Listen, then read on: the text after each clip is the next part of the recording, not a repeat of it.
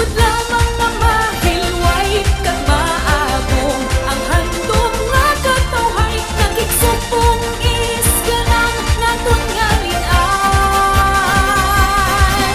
Nag-agay madamong dugo kag luha, kasakit ginbatyag siya nga dula. Sa iyang lulubngan paglaong nagtubo, simbolo sang padayon namong pagbato. Ug malaksahon niya nga tugma naging halad sa dutang tinubuan. Angay siya nga tularan naton kag pasidunggan.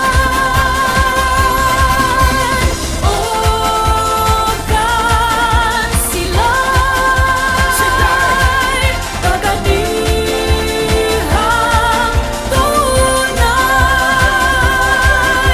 Sa halad mong kabuhi kami tanan ang nanubli, sa masulhay matawhay kag hilway nga